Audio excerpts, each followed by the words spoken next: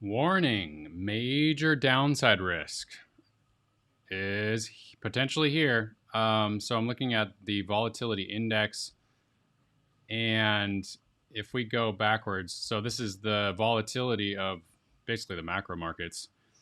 Oftentimes when we get big spikes, we have a much more likely chance that crypto is going to dump as well. When we had the Trump tariffs, we had a huge VIX spike all the way to 60. Holy moly. Terrifying event. And then I think this was the Japanese yen crash on the left over here. But then also these little spikes this weekend before it was able to spike, so it spiked afterwards. But even this little spike was a huge crypto crash. It's listed katana catches here when it's a great buy opportunity. People say never, old school investors say never. And then it was interesting that we had the total lunar eclipse back on this over here in March 12th, which marked the exact crypto peak. So then we can look at Bitcoin. So basically volatility index is very important to be aware of. We go to Bitcoin. I'm going to go on the 3-day chart, and I'll explain why. But yeah, Bitcoin has gotten up all the way out to 70. Oh, it did hit 74. But it really needs to stay above 72 to stay bullish. We do have a weekly close coming up, let's see, in 2 days. So 48 hours, we have a weekly close. That's going to be significant. So the weekly close needs to close above 71 at least. I would like to see it above 72. But the fact that we're falling below and just down to 68 again is not great. And I'll explain why. Because of this cross here, so the green line crossing the red line. This has only happened a few times in history. These are very significant moving averages. I believe the 200-day and the 50-day. But this is on the 3-day chart. And they have crossed. And right after they crossed, Bitcoin pumped. So maybe people got more bullish, or maybe people were getting suckered into the market, which has happened time and time again historically. So if we go back into history, we see the last time these crossed, the 3-day death cross, Bitcoin was at 20, well, let's like 28. And then it did pump up. And overall, it pumped up, pump it up, 27%. That's pretty significant. So it pumps 27% after the death cross, and then it falls off a cliff. So it in a sense, almost suckered people in here to get bullish all of a sudden. But then once people get bullish, then that's actually the best time to sell. Let's see how long this lasted. Well, after the death cross, let's go to this one. After the death cross, approximately here, 5 times 3, 15 more days. And this looks very similar kind of to the environment we're in right now, where it's trading sideways. People aren't sure which way it's going to go, but now it broke up. It broke above these previous levels, and it makes a peak, and then it falls off. And that was all she wrote. And where are we right now? We're in a very similar situation, where we just broke above these previous peaks back here, but now we're falling off again. So there actually is some pretty serious risk that we could have a huge dump coming. Now, I mean, if it happens exactly like last time, the dump could come later. It could come 15 days later, maybe mid-March, or we're already there, Let's go back further in history. all the way back. Now, this was a super scary one. Back in November 2018. I remember this. This was terrifying. Where it was just trading sideways for months and months and months. Like 6 months trading sideways. And then we get the death cross and it immediately falls off a cliff. So we're probably not in this scenario because it started dumping immediately after the death cross. And then let's go back further. Oops. Let's go to a different chart here. We've got to switch charts to go back even further back in history. We're time traveling. Time traveling all the way back to December 2014.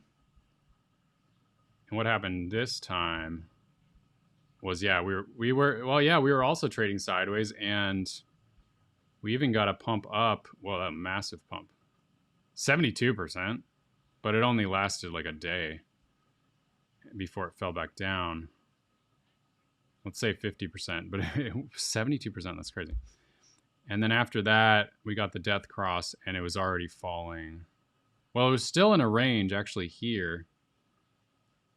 Because it didn't break below this low, if we zoom in. It was still... So there was this range right here. Let me get the right. Yeah, there's this range where we were like, the low is here and the high is here. So it's kind of similar to where we're at now, where the range was, well, actually, no, the range was like right here. So we had this range,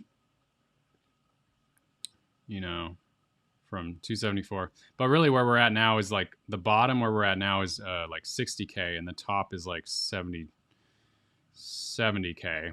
And right here, it broke above the range back in 2014. It broke above, but then got rejected. So we could even be in this scenario, kind of where we just got rejected from breaking above. And then it falls off a cliff here. After we get the death cross, it wasn't too long until it breaks down. In this case, it was, if we can compare it to where we are now, breaking below 60K. But that was the best buying opportunity right here. Right when it breaks below, let's say 60K in our scenario, that was the bottom. Let's see. Yep. It double bottomed. It bottomed again months later, but man, that was a generational buy opportunity. So it's good to say that if we do break down below 60K, that could be the bottom. So that's the good news. That is the good news. But none of this financial advice. I have gone into 80% cash. I think, yeah, around 80% cash. The other 20% is just in a long-term hold. But yeah, so there is a chance we could fall below 60K. As I've been saying, and you know, I was initially thinking, whoops, we're going to look at the astrology in a moment here. I have to organize this. What's going on here? Yeah, I was initially thinking, this is from Michael Pizzino's macro analysis, that we could bottom. I mean, it could happen in a week from now, maybe, or a few days from now. Yeah, we could bottom a few days from now, because that's kind of what it shows here in this chart. I don't know exactly how low. And it also, in this macro analysis from Jason Pizzino, it does show a bottom in early March. We're kind of already there, and it gets a bounce. So basically, and then it shows further upside to mid-April. So if we do get a dump, then I'm going to be buying very aggressively, because that would be following my framework where I have been waiting for months for a VIX spike here, followed by a narrative, a fear narrative. So if there's more world events that pop off here, combined with this VIX spike, and we got all the way up to 29.95, almost got to 30. 30 on the VIX is like extreme. Yeah, very extreme, which could even indicate a crisis. kind of like the Trump tariffs crash in April of last year. The S&P 500 is still holding up so far. Well, actually, it is breaking below the 50% level, this short-term 50% level. And then the Russell 2000 is getting killed. Oh yeah, Russell 2000 is falling down and breaking some key support levels. And then the NASDAQ is also falling below these moving average lines. So yeah, we definitely could be heading into a crash here. It could be like within the next 72 hours, or it could get drawn out more. That's definitely possible. There's also a possibility, I can't count this out. There's definitely still a possibility that Bitcoin could still head up to 80K, just like Gareth Soloway has been talking about. That's still possible, but how much upside is this? That's like not even that much upside. 20%. Let's say 20% upside from where we are now, but there is considerable risk in the downside, and in my opinion, more risk to the downside, where let's say we go down to 52, I think is a good level, but so that'd be 23% downside, but also we could head down to like 44 or something like that, 35% downside. Worst case scenario, we could head down to like 35, and that would be a 48% crash. So that would be a huge gnarly crash, which in my opinion would mark the bottom or very extremely close to the bottom. So I'm leaning towards more of a dump because yeah, this huge VIX spike, which signals a potential impending crisis event of some sort. Hopefully that makes sense. Let me know what you guys think. Let's see if we're getting any comments. Oh yeah, how low do I think Solana will go on this next dump? I think Solana could go to 50 or below 50.